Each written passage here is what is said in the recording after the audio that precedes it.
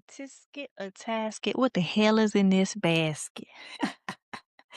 Hey y'all, it's your girl Ashley Camille here at Fifth House Bloom, and I am here to give you the cosmic current, the astro rundown for Balbo's the basket. If you follow astrology at all, then you have heard about this once in a lifetime configuration that we are moving into. And so I wanted to get into it.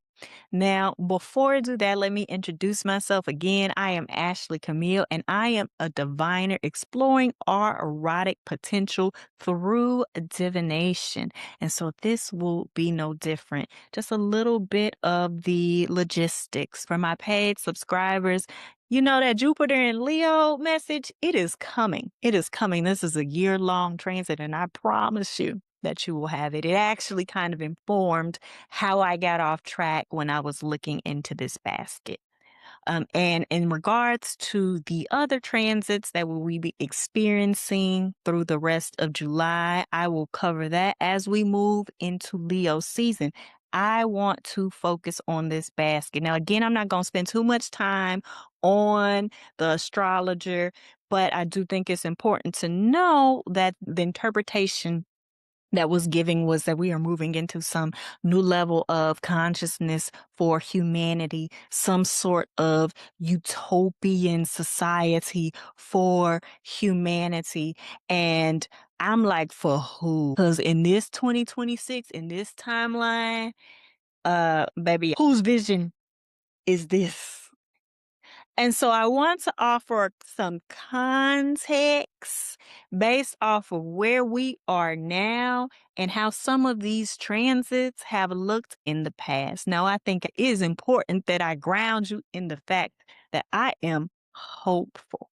Because one thing I know about me and mine is that we always move in the direction of freedom. We always move in the direction of sovereignty. We always move in the direction of what will support us as a collective.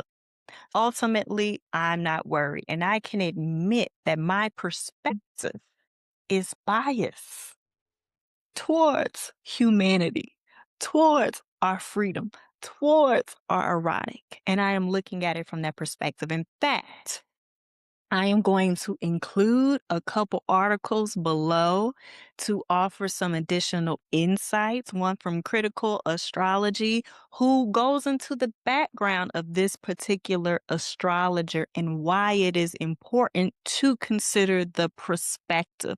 I believe personally that the astrology is never wrong, but the astrologer can be, and that you cannot remove the experience, your values, your ideals, your hopes, your dreams from the way that you approach an interpretation. I'm also going to include an article from Awaken Mulima, and I hope that I pronounced that correctly, that talks about abundance and manifesting in the perspective we look at from astrology within a capitalistic society. Now let's get into it. Let me take you back. When I was working on the messages for Jupiter in Leo, the first thing that I do when I am looking at what we might expect for a transit is to go back to the last one. And so the last Jupiter in Leo transit happened about 12 years ago. And when I looked back, one of the things that stuck out to me was Tamir Rice. Tamir Rice was a young Black child who was murdered by the police while he was playing. And I did look at the chart, but I will not break down the astrology of the death of a child. But when I looked at that chart, the question that I had was, who gets to be a child? Who decides on that? And the same day that I was looking into that, the Supreme Court upheld birthright citizenship. So it was making me think of who decides about children? Who decides about belonging? Now, Jupiter, while a benevolent gift giver, Jupiter is in charge of or associated with judges, priests, wealth, and all of those things decide. All of those things organize the way that society goes, whether it be the trends, whether it be the law, whether it be what grants access. And so I started to think about that with this basket in the configuration. It becomes complete when Jupiter opposes Pluto, in a sense, putting a lid on top of this configuration with the outer planets. Jupiter, Uranus, Neptune, Pluto are all involved. And I will show you the chart because, now I'm just talking. So Jupiter is an essential element. And I'm going to be real with y'all. To me, this ain't no basket. This is a pressure cooker. In this configuration, with the exception of the opposition, which is a challenging aspect, the rest of them are formed through what are called trines and sextiles. Now, trines and sextiles are considered to be harmonious. They are considered to be beneficial. It can be hard not to look at astrology, whether it be the planets, whether it be the signs, whether it be the aspects, and not think good or bad. But the nature of trines and sextiles are they happen with ease. With a sextile, it might take a little bit of effort, but it ain't hard. With a trine, it means nothing is really stopping what is already in motion. So I don't know about your 2026,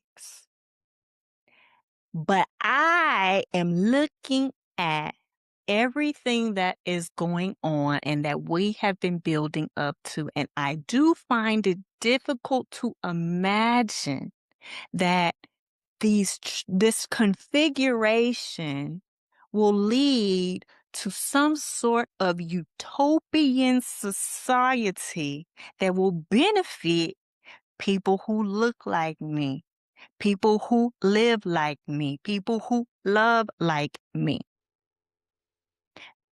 Black immigrants, trans people, those who are disabled, children. If you're not a rich white man, so the question is, whose utopia is this? And let me step back. I'm not trying to fearmonger, but I do believe that we should look at things within context or even just different perspectives and allow that to give us something to contemplate so that we can then decide how to take action. Me, I move on the side of hope. And I believe that to be the case here, no matter what goes down. I do think that this configuration is the beginning of shifts. What direction becomes up to us. And so what I want to do is kind of break down transit by transit, give a little bit of insight, give a little bit of background, and see if that offers something for us to consider. I've also checked in with Spirit about this, and I will share those cards now because that has informed the way that I looked at this pressure cooker. From the Lucille Clifton deck, we have Love the Stink of It, Love It All, Love. I don't know how well we can see that. I will just include a picture. From the Next World Tarot, we have the Ace of Wands in reverse, which is the roots of fire. We have the Five of Pentacles. We have the Three of Wands, which came out in reverse. And then at the bottom of the deck, we have Revolution. What my guides directed me to was the fact that we go from the Ace of Wands to the Three of Wands. Where is the two? The Ace of Wands coming out in reverse. An initiation has already begun. We are already in motion. What will be is already seated. Again, no guarantee of the direction, but part of this is that we have enough information. We're no longer looking for evidence. We no longer need confirmation. We simply need to, if you can see this picture, we simply need to look out of the window. And so the Three of Wands is a card of action. It is moving forward into the unknown, but full of possibility, full of potential, and full of freedom. What sticks out about this particular Three of Wands? Can we come back up here, please? Is the wealth of knowledge that this person has access to, this archive, this is history, this is instruction, this is the documented knowing. It's pictured through books, it's pictured through text here, but even in our own memory, even in our own experiences, we know what to do. And in the times that we feel like we do not, we can always access that.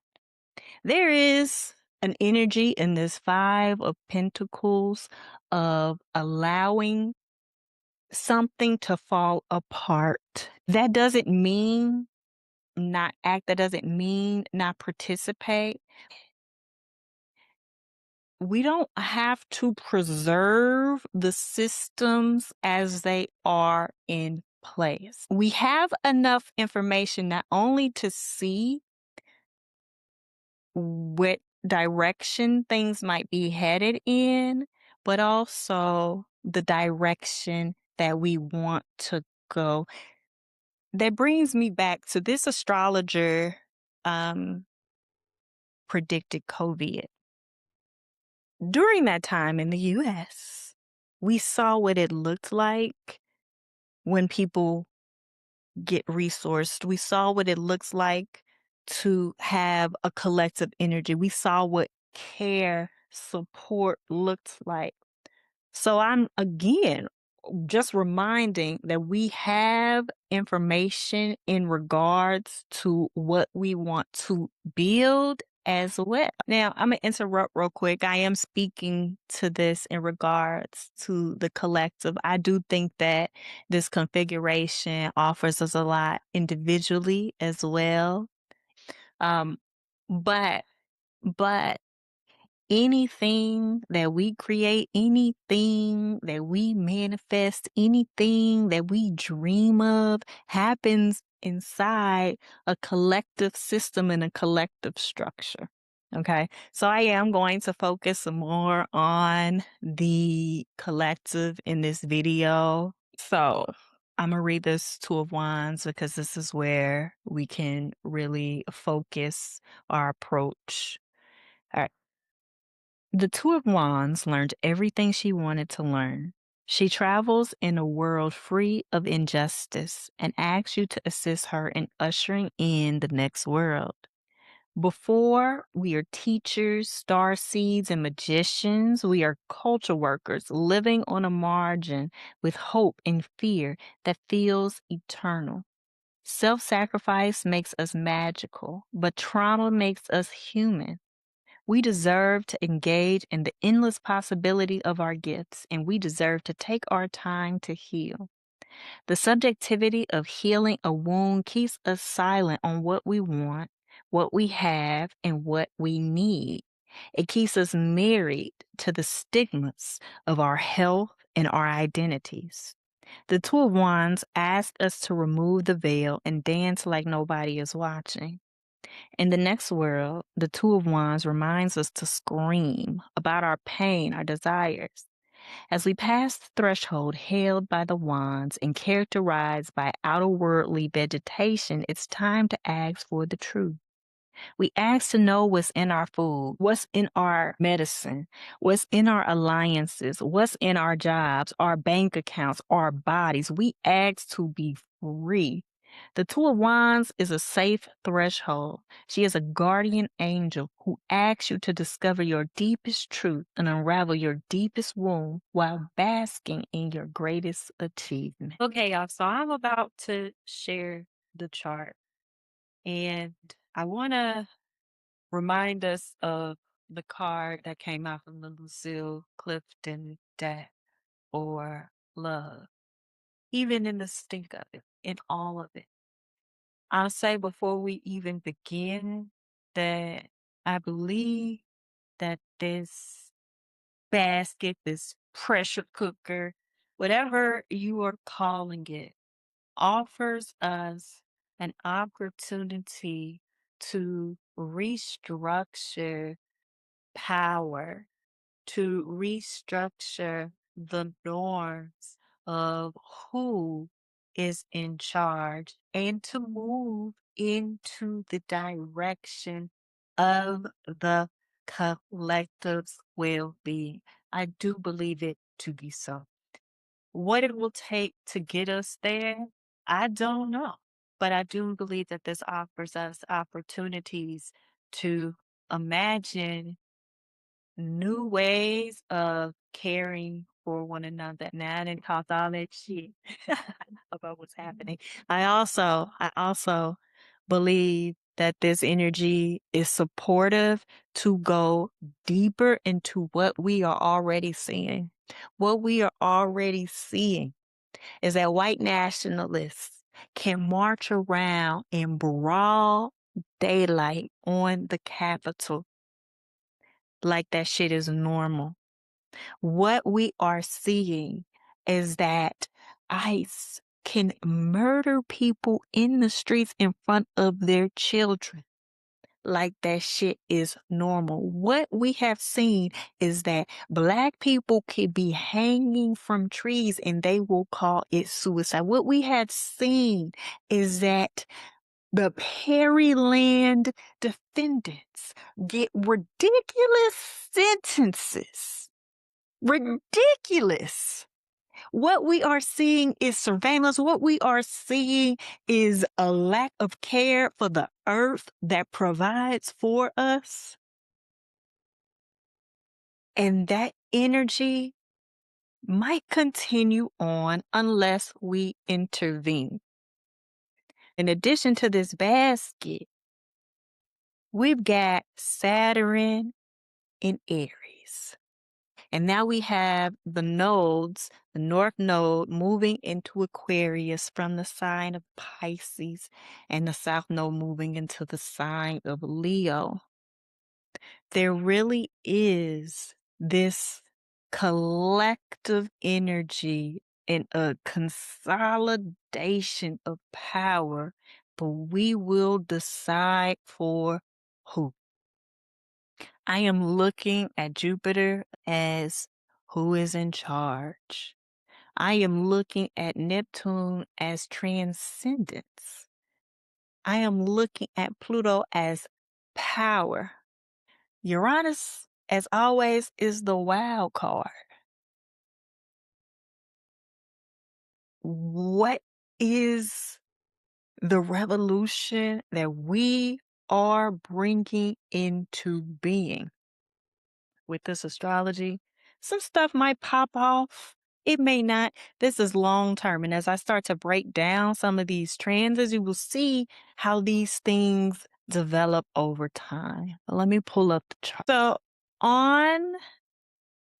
let me start that We're talking about this basket being closed on July 20th when Jupiter in Leo opposes Pluto retrograde in Aquarius at 4 degrees and 26 minutes.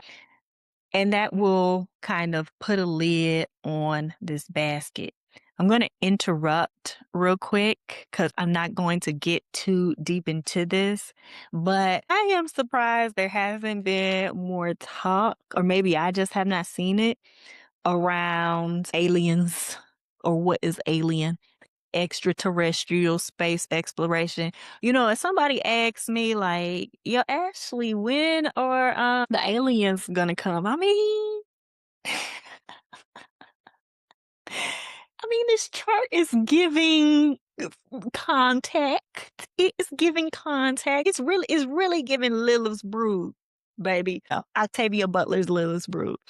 I am joking a little bit because didn't they just find like sugar out there in space or something like that? But there is definitely an energy of advancements in space exploration and baby, we ain't, like I said, I ain't about to get into it too much.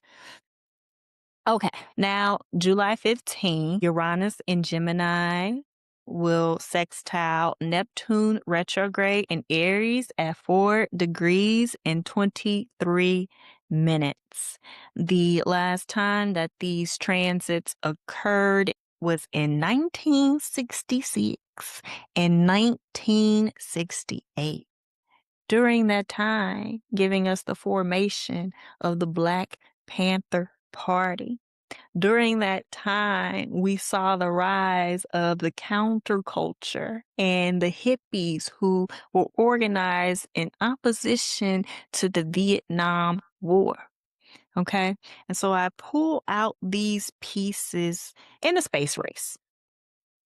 I pull out these instances in particular because when Uranus becomes in a sextile to Neptune, it is saying,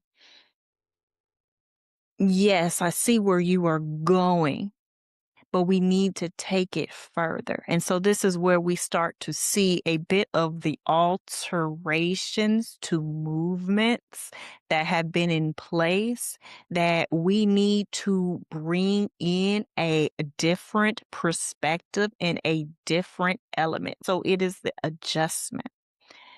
Here again is one of these elements where I see organizing. I see us deciding, you got us fucked up and doing something about it. July 18th, we have Uranus in Gemini, trine Pluto retrograde in Aquarius at 4 degrees and 29 minutes. The last time that we had this occur was 1921 and 1922. During this time, we find the formation of the National Fascist Party in Italy, the USSR, in Russia, the rise of Hitler, and the Chinese Communist power. We also see more tech innovation. We see a consolidation of power under the ideals of authoritarianism. This is one of those transits where when we're having this sextile, which remember I say is easy to reach for, but you must reach for it, as what can we create as an alternative to this particular form of abuse of power. We see the tech billionaires playing games with our rights, playing games with our lives, in charge, just out there like it's nothing. We risk, without the interruption, further consolidation of that power, especially when we are talking about Uranus and Pluto in regards to tech and being able to organize and control through surveillance and a misuse of power. But this transit also supports the energy of innovation.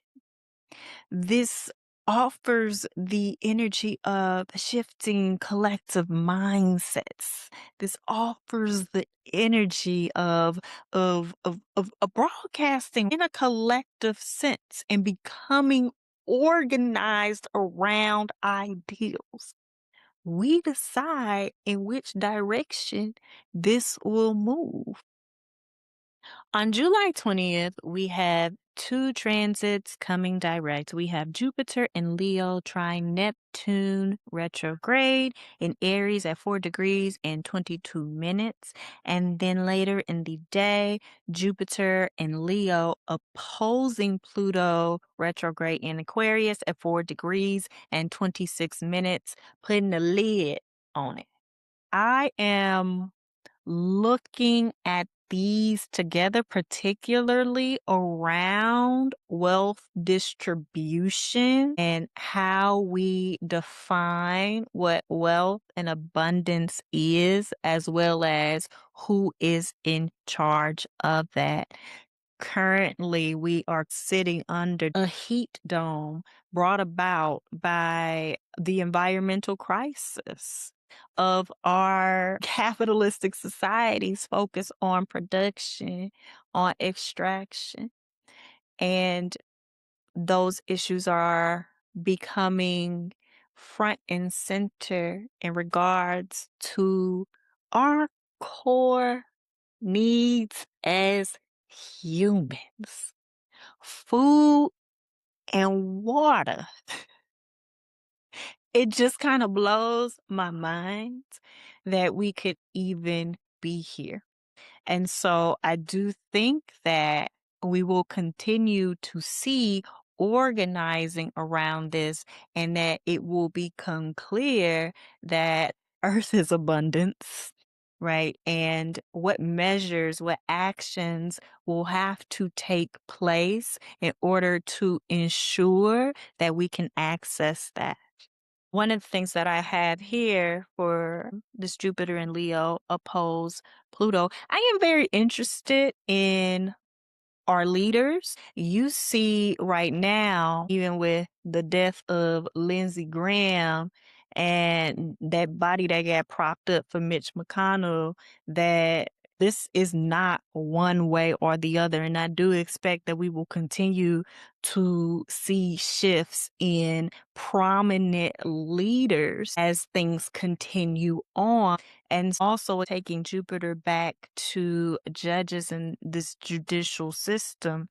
I'm really interested in the Supreme Court, who's been double dutching with our civil rights and even this secret docket, really pulling in some of that energy of Pluto.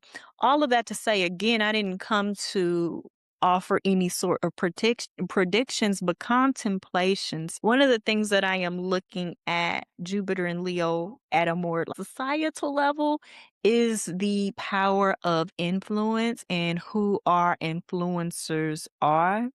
And is coming into question a lot more. So I think for all of us, it will be important to consider what we are organizing around in addition to who. I think it is also important to point back to Saturn in Aries, which tends to emphasize the patriarchy, which tends to emphasize the abuse of power, particularly around men. And so here with this Jupiter in Leo opposing this Pluto in Aquarius, I'm hoping just the exposure which ignites us into action to require more of our leaders and to take that into consideration as we are starting to organize around collective ideals for our well-being. Now, Barlow, I cannot pronounce the name of this astrologer. One of the things that they said with this basket was a rise in status for the underclass or folks who don't have access to resource. I can see that as well. I can see that. But again, it is how does that happen and what does that look like, right? Are we talking like basic needs are met under a strict system or mass incarceration? Or are we talking about the organization of systems that make sure that everybody has enough? That makes sure that we are taking care of people, that ensures that we can be healthy, that ensures that we have access to clean water, that ensures that we have access to housing. I think that this is possible within this basket, but not without the action in the work to organize it around new structures of power. So I do see that there will be continuous shifts in regards to wealth distribution. Um, One of my teachers was saying that Jupiter opposed Pluto is a billionaire aspect. Speaking to that natally, but we have it occurring here. And even though status loss or whatever, we talking about trillionaires and things like that. There's a lot to consider and that we should continue to look at in regards to the level of control and access to power that billionaires have, as well as how we will be impacted by this extreme misdistribution, I don't even know if that's a word, of wealth and resource. And how, I think the question here, do we organize something where we are all cared for? Okay, then on July 21st, we have Jupiter in Leo sextile Uranus in Jupiter at 4 degrees and 37 minutes. Following up on what I just said, there is an opportunity for us to do leadership differently, for us to really take into consideration what it means to care for an individual within this collective. And then on the 25th, we have Pluto retrograde in Aquarius, sextiling Neptune retrograde in Aries at 4 degrees and 20 minutes. The notes that I have here is that we will have some information to really dive deep into the beliefs that inform our structures of power.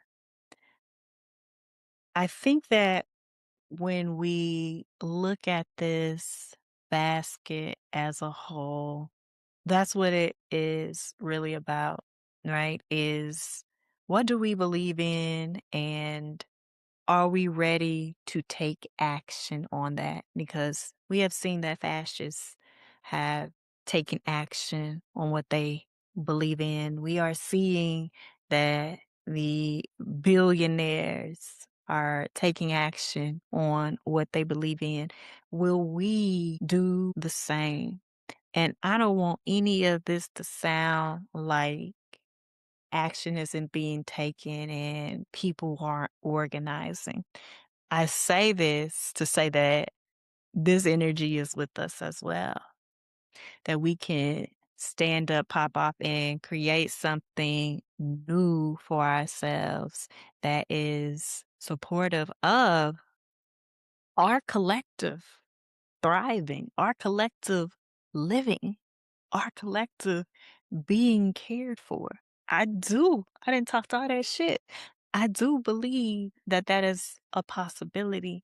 And the quicker that we interrupt the flow of who have been misusing power, offer us the opportunity to build something new. We have been in the work of imagination. And I remind you again that we have evidence of what is possible, not even only on a collective level, but in regards to our relationships, in regards to those that we love, in regards to those who we care for, in regards to ourselves. And as the nodes move into the Aquarius Leo axis, this really is an opportunity for us to center humanity. And so, as we enter this basket, collectively and individually, I hope that you choose hope. I hope that you choose us. I hope that you choose each other. All right, y'all. I return this energy to you.